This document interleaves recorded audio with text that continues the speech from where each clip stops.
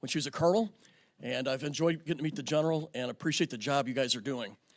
So good morning to everybody that's here, and welcome to today's hearing on the Department of Defense's cyber warfare enterprise. Since taking the gavel, many of you have heard me refer to this panel simply as the Cyber Subcommittee, because people know what that is. They're not too sure what a CITI is, but we know what a cyber committee is. This is not the reflection of our other core responsibilities, but rather that our oversight of the military cyber warfare posture is the most operational mission under the subcommittee's jurisdiction. We're at war in the cyber domain. In just the last 2 years, the United States has been directly and deliberately attacked by the People's Republic of China and other nation states in the cyber domain. Volt Typhoon, Salt Typhoon, Flax Typhoon, and countless other cyber attacks have taken aim at U.S. transportation, energy, water, telecommunications, and other critical infrastructure. It is time to stop talking about preparing for conflict because we are already in one. I, for one, believe that it is now time that we start acting like it. However, recent actions by this administration raise some concerns for me and others on this subcommittee, whether they truly believe it. First is the issue of leadership. A few weeks ago, the cyber commander of U.S. Cyber Command and director of the NSA, the two most important cyber organizations of the United States government, was relieved from command without any explanation. Joe Hawk was the most cyber experienced officer to ever hold this position. He was highly respected by his people and his peers and feared by our enemies. Removing him from the cyber battlefield in this way served absolutely no national security interest. All this did was help Russia, China, Iran, and North Korea to do what they could not do for themselves. And I don't ask our two folks today to talk about this. This is not on you. But when the Secretary of Defense comes to the Armed Services Committee, he will have to answer for this. Secondly, is renewed speculation about the separation of the dual hat relationship between Cyber Command and NSA, a construct that proves its value to our national security every minute of every day. This issue has been studied exhaustively, but somehow there are still those who believe they know better. I've spoken to my colleagues on this panel and our friends in the Senate, and on a bipartisan and bicameral basis, the Armed Services Committees, plural, are strongly opposed to ending this dual hat relationship. I want to take this opportunity to make very clear to the department's leadership that if they believe that they have allies on this issue who sit on the Pentagon's congressional oversight panels, they do not.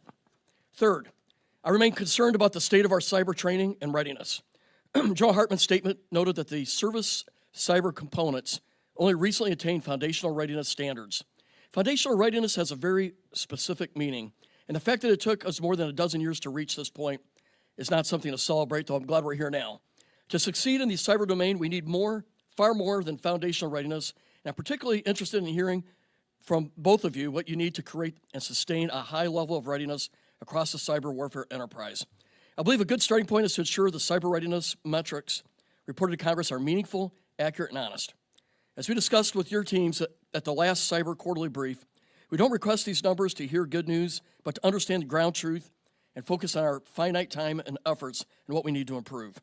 I say all this because our adversaries are clearly not deterred from acting against us, and we're clearly not meeting our potential in developing the cyber capability, capacity, and posture that is commensurate with the threat. Over my last 8 years on this committee, I've often heard how we are getting better. That may be true, but it's been 15 years, and we should be there by now. I ask both of you here today to help us chart a course to get us there quickly. With that, I want to introduce our witnesses, Ms. Laurie Buckhout and Lieutenant General Joe Hartman. Ms. Buckhout and I actually served together. We were in the military just a few years ago, dealing with electronic warfare matters, and I'm excited to be working with her again in her present role, performing the duties of the Assistant Secretary of Defense for Cyber Policy. Joe Hartman is the acting commander of the U.S. Cyber Command, and I've appreciated the great job you've done stepping in, sir. I now turn to the ranking member and my friend, Ro Khanna, for his opening remarks, and then we'll hear from our witnesses. And I appreciate the spirit of both sides of the aisle on this. These issues are not Republican or Democrat. They're American issues, and we're working together for our country. With that, I yield to the ranking member. Thank you, Mr. Chairman. Thank you for your leadership. Let me reaffirm what you said about keeping our cyber command and NSA together. That is a bipartisan position. That is a position that we have discussed many times now, and people on this side of the aisle support you in that. It's bicameral, it's bipartisan, and you know, I just want to make that clear because it keeps coming up, and I said, where is it coming from? Because the support in the Congress is very strong for keeping those two departments together. I also appreciate your candidness about the questions you raised on General Hawk's dismissal. General Hawk was an extraordinary public servant. He would often brief us and brief this committee. He had dedicated his entire life to the military and to public service. And we should have answers. We expect answers. I understand that the two witnesses here today aren't in a position to give those answers because they're not the ones who made the decision to dismiss him. But we need to hear from the Secretary of Defense why he was dismissed, what the rationale was, why have 7 generals been dismissed. It's not a political matter. I mean, when you have people like you have here, Lieutenant General Hartman, who I met with yesterday, and Ms. Buckhout, who've dedicated years to the country, 15, 20, 30 years, you can't just fire them without explanation. I mean, that is not the way we treat people who dedicate their life in service to this country. So I appreciate, actually, Mr. Hartman, you're stepping up. I know it's not easy. You're answering the nation's call, and I appreciate it. And I appreciate, Ms. Buckhout, you're willing to serve. You will have this committee's cooperation in helping you succeed in your roles, and I look forward to hearing your testimony. Thank you. Who would like to start off? Ms. Buckhout. Okay, I yield to you. Thank you.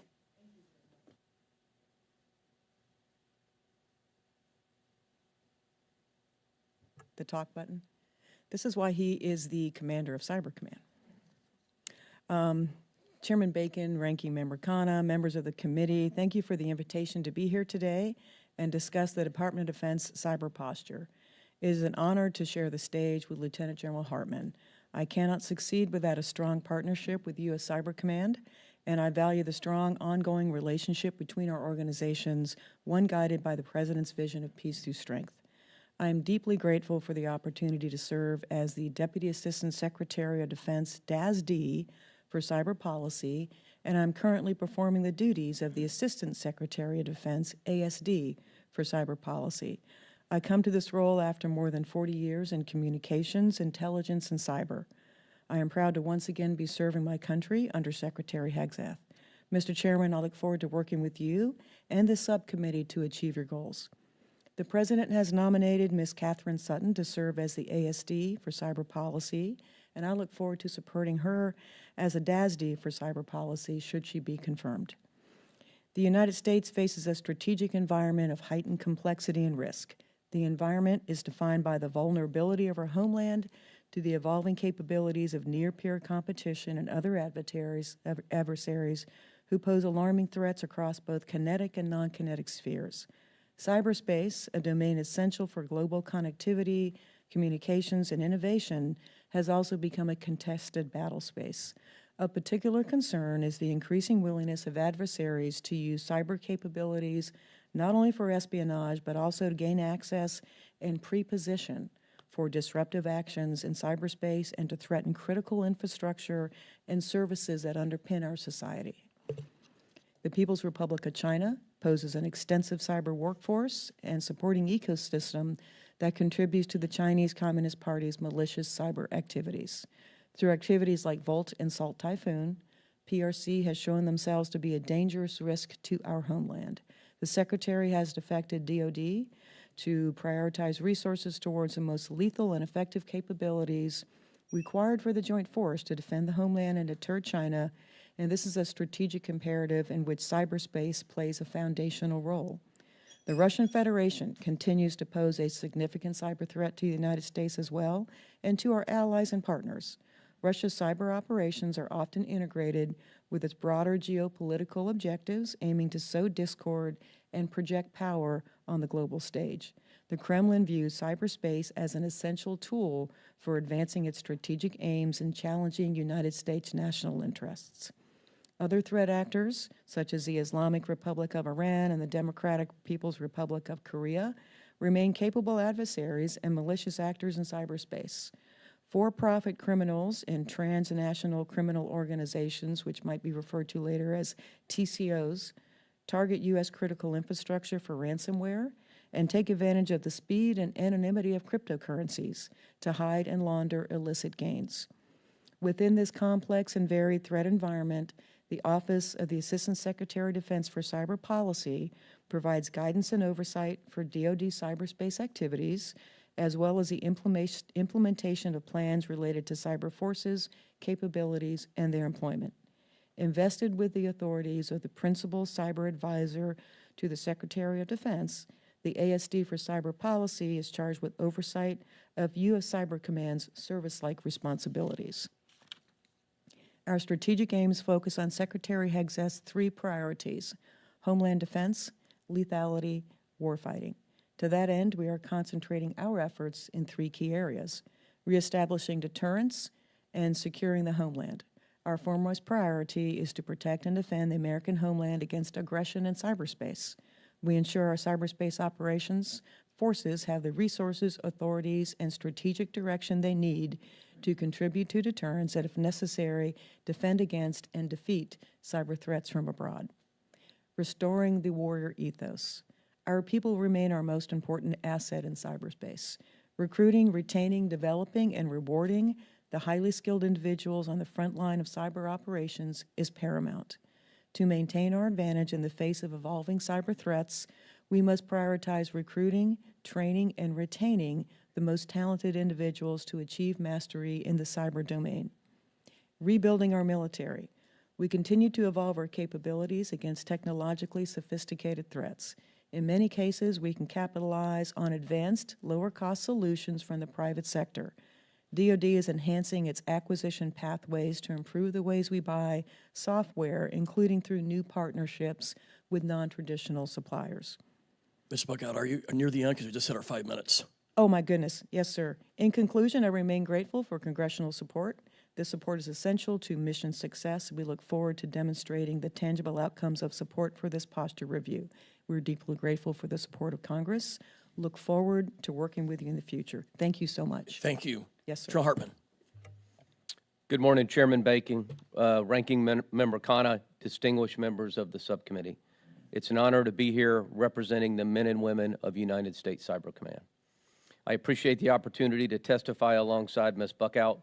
I also want to acknowledge Chief Master Sergeant Kenneth Bruce, the Cybercom Senior Enlisted Leader, who's seated behind me. The role of a senior enlisted leader is critical to our mission accomplishment. Our senior enlisted leaders are committed to increasing readiness, focusing the force on lethality, and providing candid professional counsel to their commanders on all matters impacting the force. Chief Bruce is the epitome of a senior enlisted leader. He represents our professional non-commissioned officer corps, our nation's proven advantage against our adversaries. I recognize Chief Bruce for more than just his exemplary service and leadership. His impact on the future cyber force is equally as important. Chief Bruce, alongside the dedicated men and women of United States Cyber Command, is instrumental in our operational success. Our people are our most valuable asset. The professionals at Cybercom are at the forefront, defending our networks and countering threats every day. Their innovation and perseverance are essential to maintaining our nation's advantage in cyberspace. Cyber Command's mission is straightforward. We defend the nation from cyber threats, we protect the Department of Defense's networks, and we support the Joint Force. We are dedicated to ensuring the Department's mission advantage and providing options across the conflict continuum to the President and the Secretary. The Secretary of Defense has directed us to be more agile, responsive, and lethal. Achieving our assigned objectives requires a force equipped with a strong warrior ethos and the means to meet our national objectives. Deterrence is central to our strategy in cyberspace, and we are focused on maintaining a credible capability that dissuades adversaries from targeting our critical infrastructure.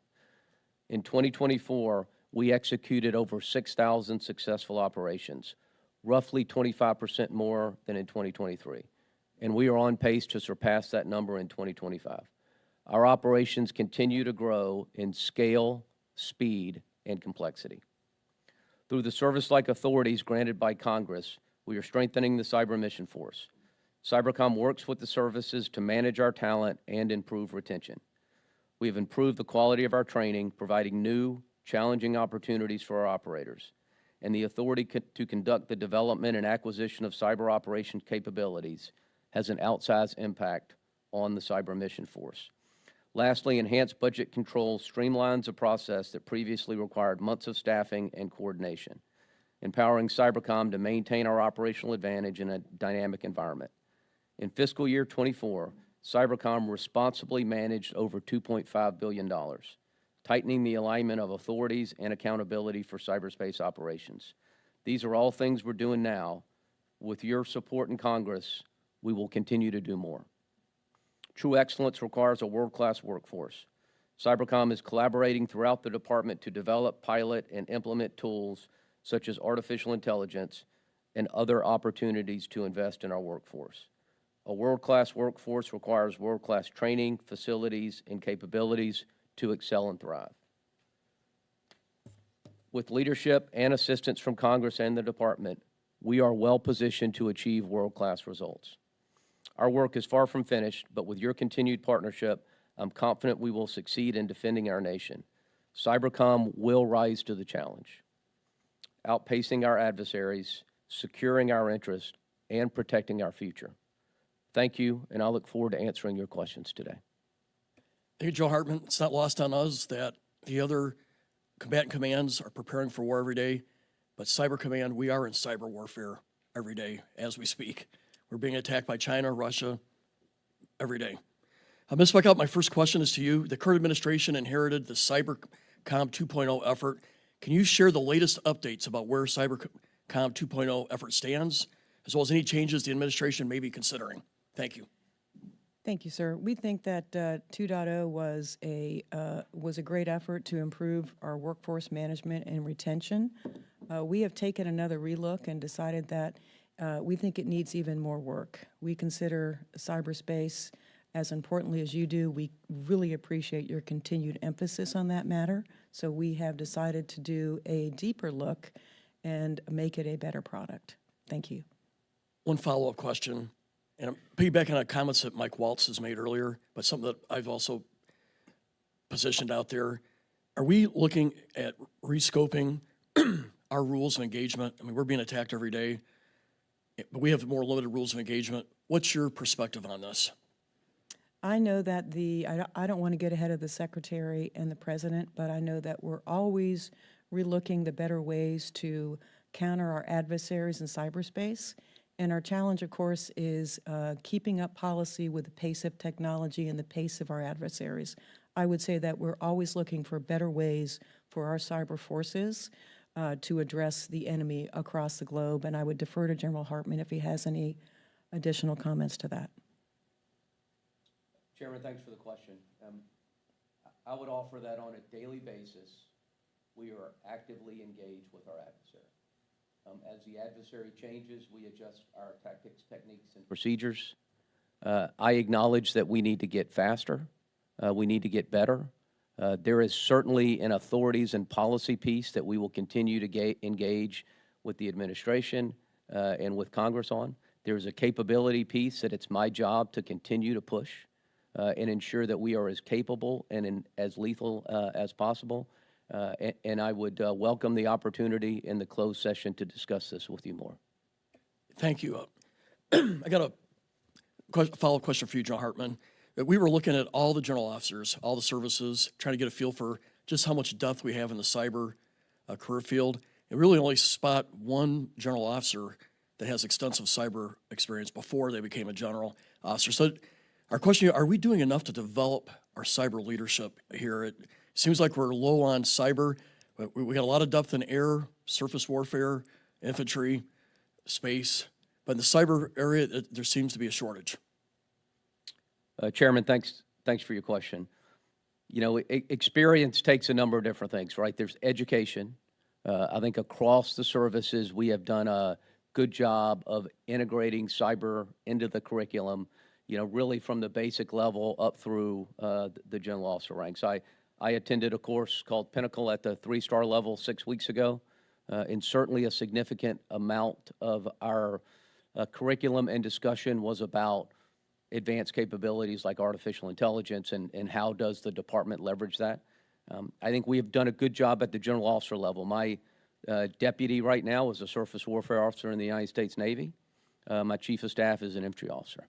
But I do agree with you that we have to integrate officers into cyber organizations and cyber command at really every echelon of their career. And so we build officers that not only have the experience that we need in order to lead in cyber, but also lead their organizations fully taking advantage of what cyber can offer them. One final question. What would you say is your top 1 or 2 priorities right now for Cyber Command?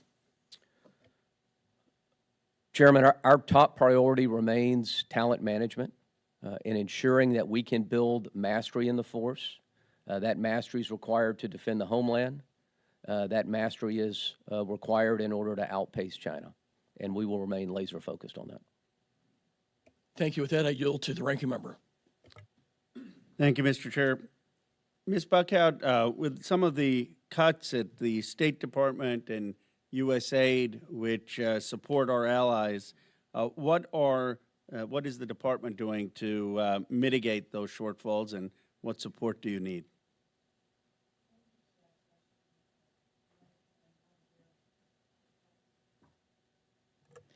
I'm not aware of the particular cuts and their interface with DoD. I can say that in my job, I remain focused on ensuring that our cyber forces are ready to lean forward in any way possible and prepared to do so.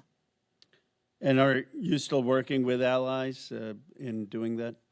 Yes, sir, absolutely we are. Allies around the globe, and we continue to work and strengthen our allies and their cybersecurity postures. Thank you. Question for both of you. What is the current state of the workforce in terms of recruitment, retention, and readiness? I will start with that remains a focus at the Department of Defense, and of course, as a secretary as well, he understands the criticality of cyber forces. We understand them as critical to all operations and plans we have ongoing in the globe as technology advances and as our adversaries advance. For particulars of the workforce, I would defer to General Hartman. Ranking member, if I could first just comment on allies and partners, if Sure. that's okay.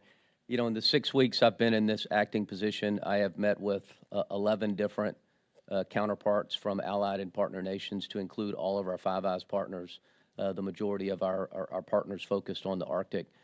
I do believe we continue to have a very positive relationship, and we'll continue to work constructively with them to counter the threats that we face together. From a workforce standpoint, you know, we operate in a domain that was built by private organizations across the globe. The challenge and competition that we have for talent is significant, but we offer an opportunity to execute exquisite operations in support of national security that you simply don't get on the outside world. Our general assessments remain very positive. Our retention for really our key work roles, and in cybercom, we always highlight that's interactive on-net operators, AKA nation-state hackers. It's exploitation analysts, which are really those key members of a team that understand the networks that we're operating against. And it's really the people that write the code that we need to integrate into a platform in order to execute operations. Working with the services, we have been able to manage those key billets in a way that keeps them in the workforce and that generally has yielded very good retention results. But in order to be successful, we also require access to talent across the workforce. Think linguists, think intel analysts, think planners, and we've got to do a better job working with the services to ensure that we can keep those experts in our formation for a longer period of time. I appreciate the answer. And how is the hiring freeze affecting our professionals here? I mean, do you think that it's hurting, and would you recommend that we have an exemption for Cyber Command for the hiring freeze?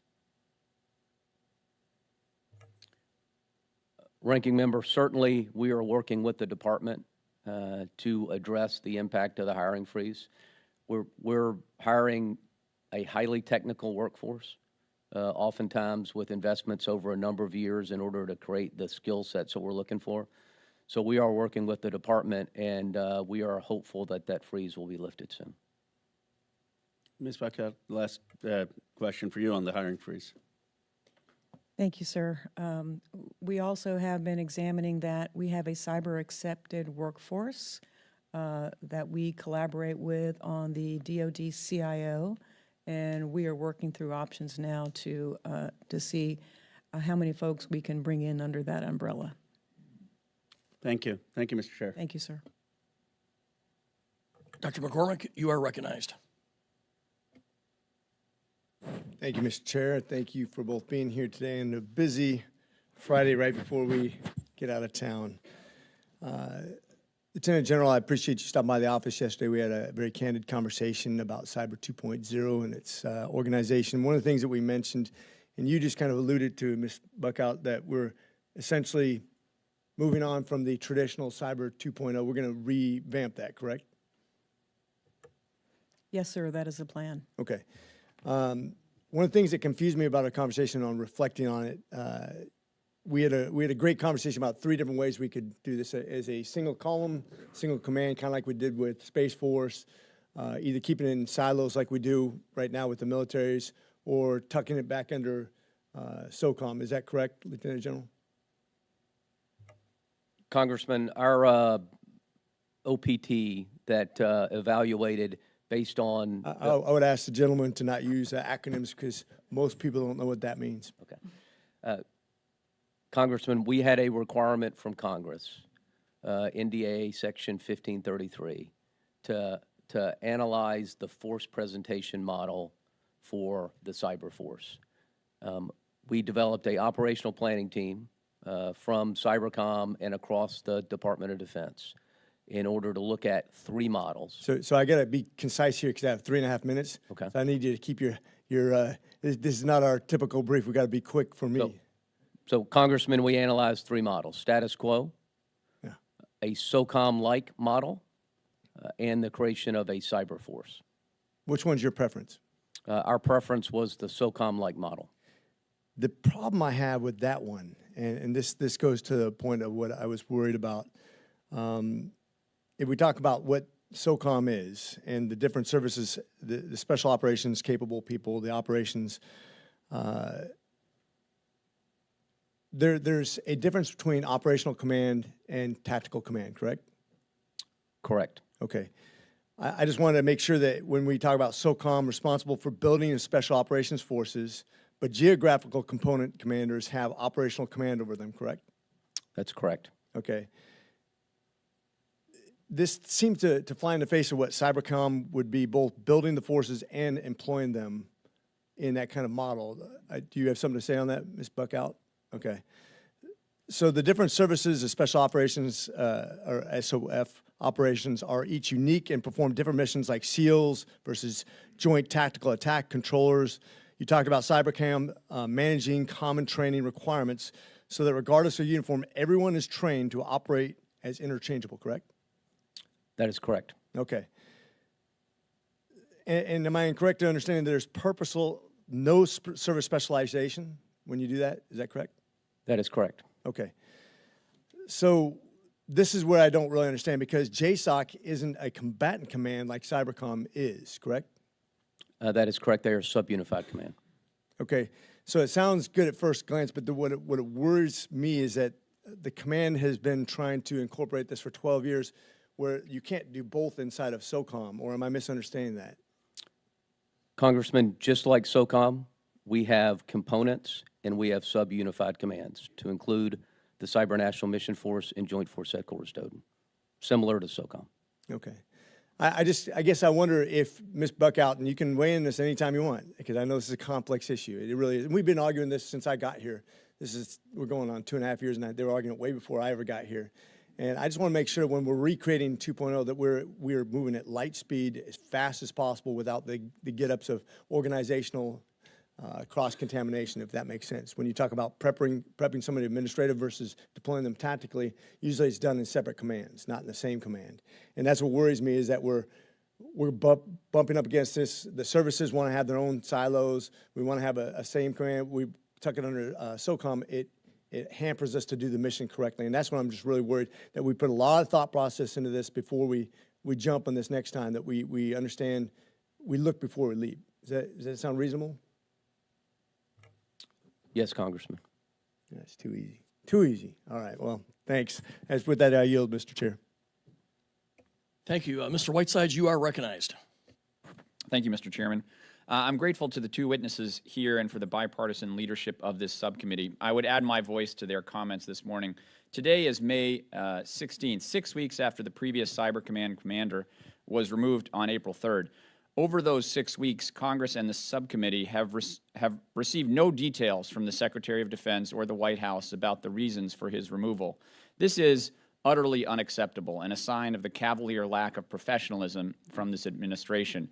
Without explanation, it seems clear that the reason that our top general fighting cyber attacks was removed was because an extreme conspiracy theory with the ear of the president had it out for him. This is, to put it mildly, a crazy situation and highly dangerous given the extreme stakes of this domain. It puts our citizens at risk, it hurts the morale of the dedicated men and women of Cyber Command, and it hurts the national security of the United States. Now, to today's witnesses, thank you for being here this morning. I know the chaos that has been injected into U.S. cyber operations over the past months is not your fault, and I know that you are both doing your best in a challenging situation. With that said, there has indeed been chaos. We've seen orders that paused our cyber operations against one of our key global adversaries without any credible justification. And although I know that none of this can be laid at your doorstep, it nonetheless falls to this subcommittee to turn to you with our questions. Secretary Buckhout, has the Department of Defense resumed planning for offensive operations against all U.S. near-peer competitors? Thank you for that question, Congressman. I'm afraid that I cannot discuss cyber operational matters in this open forum, but we remain committed to countering our global adversaries in cyberspace. Did the pause in offensive cyber operations against Russia, which was publicly disclosed, serve any specific operational purpose? I cannot confirm that pause, sir. Okay. General Hartman, in this time when our adversaries are putting untold resources towards recruiting talented cyber operators, it's important that we do everything we can to draw talented operators to government service, despite the myriad opportunities offered by our world-leading technology industry. Can you talk to us about specifically what new opportunities and employment structures Cyber Command and NSA now offer for recruiting and retaining our top talent, and how the agency is working to get the word out to recruit the best possible people? Congressman, we have a number of initiatives. I think from a technology standpoint, the one that's most worth mentioning is where we're going with artificial intelligence. We have a artificial intelligence roadmap, thanks to a requirement from Congress. We have an artificial intelligence task force that executes pilot programs across the full spectrum of our operations, and we partner very closely with the National Security Agency to ensure that we leverage the advanced technical capabilities that the agency has in a way that makes the best use of the resources of the American taxpayers. Are we paying our folks enough to compete with the private sector? Congressman, we have made significant progress in our ability to provide incentive pay for both our military and our civilian workforce. I think it is adequate. We're never going to attract and keep talent because of the money we pay them. We're going to do so because of the mission and because of the culture and the organization that's laser focused on defending the nation. I think I speak for the committee. We want to make sure we help you get the best possible people. So if there are other ideas or structures, I think we're all ears on that. Thanks, Congressman. Last question. I hate to ask this, but Ms. Buckhout, do you have Signal on your phone, on your work phone? I do not. Yeah. Why not? Because there are other means. It is a basically encrypted work phone, and I remain dedicated to ensuring our national security remains as secure as it can be. I have 41 years of a top secret clearance with absolutely no security violations, and I remain committed to that. Thank you, ma'am. Mr. Chairman, I yield back. Thank you. Mr. Vindman, you are recognized. Thank you, Mr. Chairman. So first of all, I want to say that I completely agree with your statements, your opening statements, Mr. Chairman, this morning about how important the cyber mission is to this country, and the fact, and echoing my colleague, Mr. Whiteside's, that it is completely unacceptable that the commander of a combatant command would be fired solely at the request of a nut like Laura Loomer. That's unacceptable. It's disrespectful to the uniform and the decades of service that General Hawk and everybody in uniform puts in. So the second thing I want to talk about is this idea of restoring the warrior ethos. I think that is also tremendously disrespectful to the Department of Defense and people that have served. The warrior ethos is part of what's ingrained throughout the career, and it's a headline. The remainder of the commentary is acceptable, but this idea that the American service member does not have the warrior ethos is frankly outrageous and unacceptable. And I want to be on record for that, because I know this is a priority from the Secretary of Defense, and that's an issue I'll take up with him. But that verbiage is ridiculous. Let me kind of jump into the meat of the questions here. So thank you for joining us, Ms. Buckhout, and for your years of service. In your testimony, you spoke about the significance of the Russian cyber threat to the United States, our allies, and our partners, and I share your concerns. And I assume you agree that given the significance of the threat, we should keep all defensive and offensive cyber operations on the table as it relates to confronting the Russian threat. Thank you, Congressman. We do have a number of elements on the table now. As far as specificities, I would refer that perhaps to a different place to discuss, and to General Hartman. Okay, what I'm asking is that as it relates to the Russian threat, top line, that we should keep defensive and offensive cyber operations on the table. Is that in your role? I think we do so at this time, and to the specificities, I would refer to General Hartman. That's what I was looking for. And in early March, it was widely reported in the press, and this is a follow-up to the line of questioning Mr. Whitesides was asking about, but there's a specific point here I want to get to. It was widely reported that Secretary Hegseth issued an order to Cyber Command to pause offensive cyber operations against Russia. On March 4th, the DoD Rapid Response Twitter account, so that's from DoD, denied that, stating that the Secretary neither canceled nor delayed any cyber operations directed against malicious Russian targets, and there has been no stand-down order whatsoever from that party. I'd like you to confirm that the Secretary did not issue any stand-down orders to Cyber Command as it relates to Russian operations. I was not here at that time, but I'm not aware of any stand-down operations ordered at that time. Okay.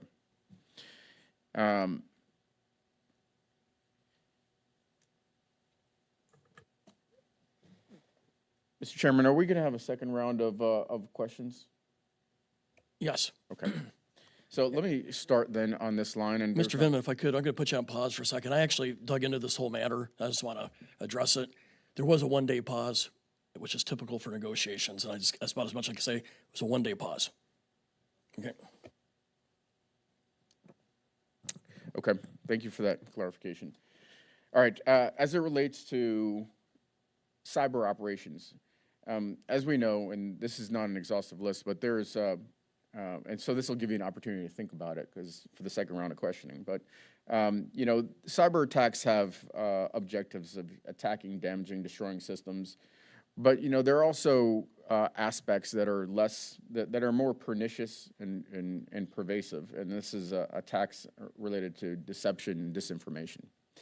And what I'm not seeing, and it seems to me as a result of ideology from this administration, is this idea of attacking disinformation from our adversaries around the world.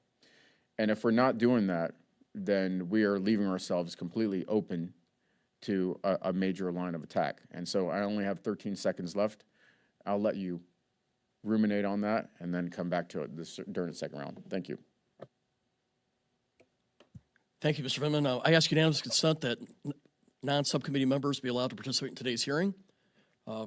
Is there any objection? Okay. With that, Ms. Elfroth, you are recognized. Thank you very much, Mr. Chair, and thank you for your grace in letting me join you today. So I'm the very proud representative of the fence line of your home at Fort Meade and represent many of the men and women who work every day in cybercom. So I'm going to try to focus my questions on them. I also want to echo my colleagues' deep concern with the firing of General Hawk and the signal that sends to our adversaries abroad. And I want to follow up on a few points made and dig in a little bit on personnel. General, I was really glad to hear you say that people are the most valuable asset of cybercom, and I think this committee, just in the 37 minutes I've been here, would agree with that as well. Not just the hiring freeze, I want to dig into the impacts or potential impacts of the actions of DOGE on the personnel.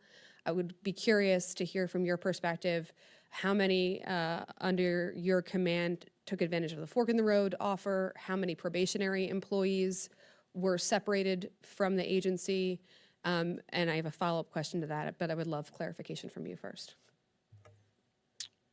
Thanks for the question. From a percentage of the workforce, the target was 5 to 8%, and we will fall somewhere in the 5 to 8% category.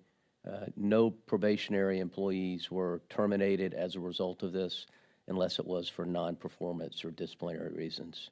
And to date, we haven't had any. Okay, so 5% still, I would argue that, as everybody has mentioned before, this is an incredibly important command.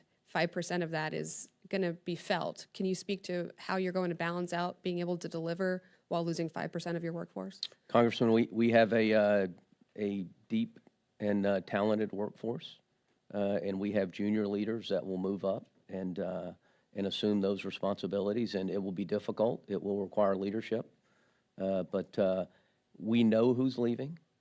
We've developed contingency plans, and it's my job to ensure that we execute those plans and continue to perform our mission. On the note of those who are leaving, I'm deeply concerned about the potential and unnecessary national security threats of disgruntled employees, especially if they were separated in the way General Hawk was, not to imply he would ever at all or anybody would, but I think it's an unnecessary national security risk to separate employees in any kind of disrespectful manner. Can you speak to what you are doing to ensure that everybody's treated with respect and that the information that they carry with them continues to be classified? So first, we terminated no one against their will at Cyber Command. So I am not as concerned as a workforce that would have been terminated. Two, the guidance I've given is that every person that has served their nation, the first thing we should say is thank you, and we should do everything we can to facilitate their transition and to help them be successful. I would also recommend to you, even the folks who separated willingly, in order for them to land successfully and continue to be able to keep food on their families' tables and roofs over their heads. Has there been any discussion of helping them? I understand their resumes have to go through a clearance, some type of process, and that can take up to a number of months.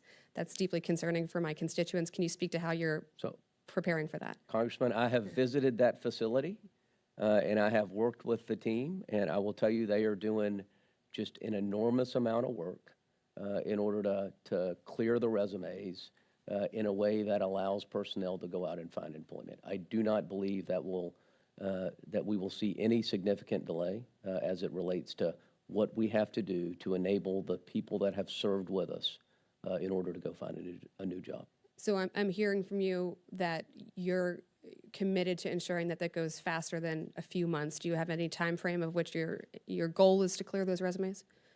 I would be more than happy to take that for the record and provide you an answer. I don't have the exact number of days. Okay, I really appreciate that. It's of grave concern to me, Mr. Chair, so thank you. And then finally, I'll just make a statement that when we're talking about obviously we talked about retention, but even recruitment.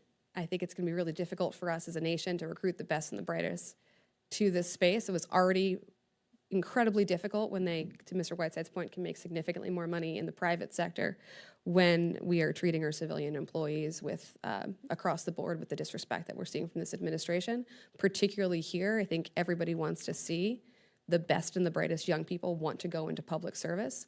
I'm grateful that you're committed to that mission as well, and it's just something I'll be focusing on. And Mr. Chair, I'll yield back. Thank you, and I share your concerns, Ms. Alfreth, on the reductions. I mean, I've served in the Pentagon. I get it that I think there could be reductions at the headquarters levels, and I think so. Some of that assumptions I share, but Cyber Command, we are in a daily cyber war with Russia and China. China can put multiple times more people on cyber than we can, being they're just 5 times bigger than we are, and so I'm an advocate for Cyber Command, making sure that we maintain the full capabilities and potential that we have there. I'm going to do a second round of questions. I'm going to recognize myself for another 5 minutes, and please let us know up here if you'd like to speak. We'll get you back in the queue. First of all, I want to ask both of you, I think we're doing a great job day-to-day cyber. I mean, but there's also a second part we got to be thinking about. How do we support the other combatant commanders, the theater commanders? And there's been some reporting that there could be some improvement there. So could you both address that? How can we improve, or is that an issue? Ms. Buckhout. Thank you, Congressman. I'm very grateful you raised that question and grateful for your support on this. As part of my job to come in and review all policies, procedures, operations, and plans, I want to ensure that cyber is well integrated across them all. Additionally, my office is in the process of creating a new 2025 cyber strategy, which will also address ensuring that cyber is integrated in all appropriate ways in which we defend our country and approach the enemy. I think we'll be covering that down very adequately in the future. Thank you. I'd like to piggyback a little bit on Dr. McCormick's comments earlier. I share the view that the SOCOM model, I believe, is the best, but there's some pros and cons. I think one of the things it takes to make the SOCOM model work is service buy-in, and that means they got to recruit and they got to provide trained people to the Cyber Command at a level that they need. But they also got to develop cyber leaders within their promotion system and growing leadership. Gets an earlier question I had. I'm not sure that we're doing adequate there, but we got to have full service buy-in to make this model work. And would you both be grateful if you comment on that thought? I would absolutely agree with you. I think the relationships with the services have been excellent, and they only continue to improve. As cyber continues to become more and more a way of life, and certainly a way for our adversaries to attack the United States, the services see it as more critically important than ever. I'll let General Hartman discuss particulars of how the services are working within Cyber Command. Chairman, the services have done a good job of presenting forces to Cybercom. There have been challenges. We've worked through those challenges. Congress has helped with legislation, and we appreciate that. But our assessment is that there is a more efficient model in order to take a basic trained service member and create an expert trained service member that gets at the idea we call mastery. And so instead of trying to do that across all the services, we do believe there's an opportunity using Cybercom service-like authorities, Cybercom Joint Force Trainer authorities, in order to build that mastery in the force. And we look forward to working with the services to do that. I think it's a very important point, but we'll try to help out there. Final question. I think recruiting cyber experts is a different than maybe recruiting an infantry person or an aviator. So what can we do to improve recruiting in this very important battle space?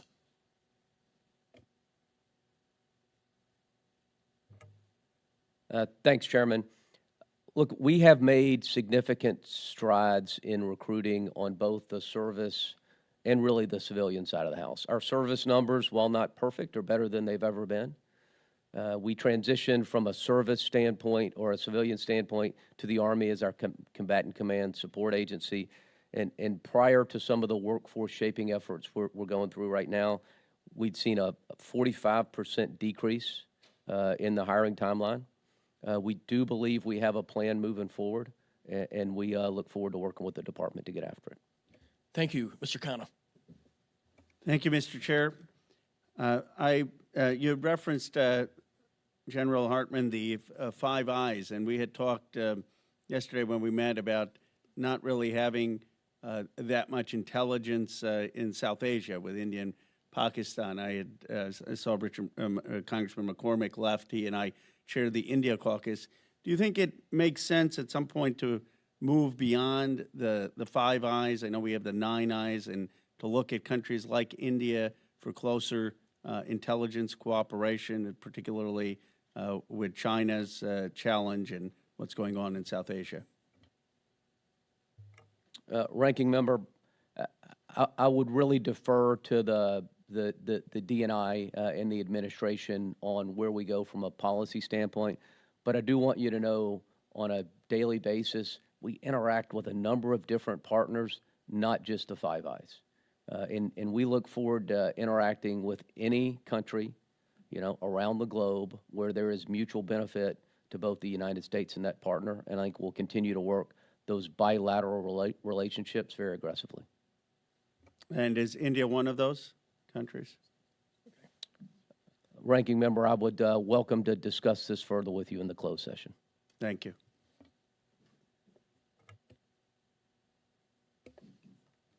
Mr. Chairman, in the interest of time, I don't have any questions. I yield back. Thank you. Mr. Vindman, you're recognized. Thank you, Mr. Chairman, and thank you also for clarifying that point on the one-day pause. And so what I would like to do is obviously point out that that statement by DoD Rapid Response was an outright lie. It was at least misleading, and that is not what the American people deserve, and that will be something that I intend to follow up with the Secretary when he actually shows up. On the point of disinformation, is countering disinformation part of the mission set of Cybercom? I will address, if I may, from the policy view first. We view cyberspace as part of a global IT information system, if you will, able to pass information. However, information operations is not the purview of my policy office. Okay. General Hartman. Congressman, Cybercom has never executed operations to counter disinformation, but we have and remain laser focused on malicious cyber actors operating in foreign space that would support those operations. So our adversaries are daily attempting to influence us, and they're either attacking our systems or attempting to influence us. Military deception obviously is one of the key components to military operations. Would you disagree with any of that?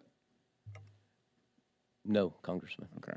And so whose job is it to, if they're using cyber means to perpetrate disinformation, whose job is it to attack that or stop that? Or Congressman, we have and we will remain focused on foreign adversaries linked to foreign governments who are attempting to execute operations targeting the United States. And I would be happy to discuss more of this with you in the closed session. And we'll get into it in more detail in the closed session. Let me ask you this question, and this goes to both of you. Has there been a change to how the department and Cybercom, between the previous administration and the current administration, respond or engage with disinformation in the cyber realm? From the point of OSD policy, again, that does not fall under my particular purview, and I would defer any particular actions on deferring disinformation from a cyber point of view where it's appropriate to General Hartman. But again, we may want to discuss that more in a closed session. Congressman, there's been no change in the guidance for us to target foreign actors. Again, we don't go after information. Okay. Well, this is probably part of a larger conversation, but again, if disinformation is a key mechanism that our adversaries are using in the cyber realm, it falls in the cyber realm because it comes through TikTok and Twitter and Facebook, and it's not necessarily changing ones and zeros in the digital space to mess with systems, but it is messing in a much more pernicious way with the way people think about things. It's an influence operation. It's not clear to me, and maybe this will be a response in the secure setting, but we're talking really high level. Who has purview of that mission, and how are we countering that?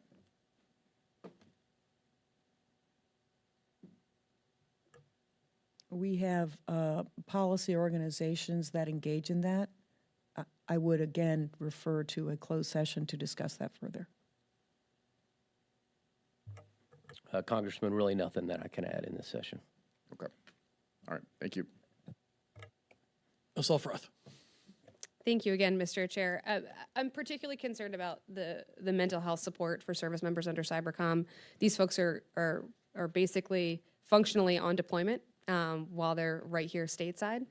I'm also concerned that Congress directed an evaluation of the occupational resiliency of our cyber operators, and the report confirmed that what we all suspected, that military services organic resources are insufficient to meet the specific needs of this community. It's troubling that this issue appeared to go unaddressed until Congress intervened, and also concerning our reports from service members who encounter obstacles or stigma when they seek critical mental health care. So given these realities, how can we be assured that Cybercom will give this issue the priority it deserves? What are you working on, General? Thanks for the question. So look, I acknowledge the report. I will tell you, 5 years ago when I commanded the Cyber National Mission Force, we partnered very closely with the National Security Agency in order to leverage some of the occupational health specialists that they had. We'll continue to work that. We have this year hired the first psychologist at Cybercom. We recommend it's a challenge. We will continue to work with Congress and the department to get the resources required in order to bring the professionals on. You and I are really in 100% agreement here. We acknowledge it's a problem, and we're working to get after it. I appreciate that, and the step that you took with the psychologist. If you could, for the record, give us maybe in writing your plan here. It's not a priority for me if it's not written down. So I would appreciate your thoughts there. I also want to move on to the Air Force recently announced the expansion of, again, Maryland Air National Guard's cyber mission, transitioning the current unit into the 175th Cyber Wing. I understand that under its current structure, the 175th Cyberspace Operations Group has supported Cybercom in cyber operations. Could you speak to how the establishment of the new Cyber Wing will benefit Cybercom's mission? Thank you. First of all, the Air National Guard teams are awesome. Okay, they have been integrated into the Cyber National Mission Force for the last 10 years, and the nation derives significant benefit because of the work they do. We're excited about having additional capacity. So, one, the ability to bring more Air National Guardsmen from Maryland into the mission space, we welcome that. Two, from a talent management standpoint, it provides another mechanism for us to transition active duty service members to the Air National Guard so that the United States can continue to utilize their unique skills and capabilities in order to support the mission. So I think there's a lot of opportunity there.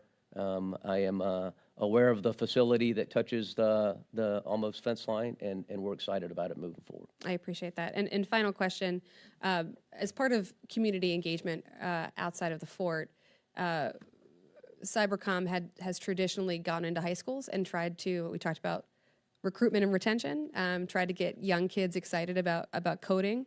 I understand that Secretary Hegseth has paused that program. I'm curious if you've given any thought to restarting it in the mission of long-term recruitment.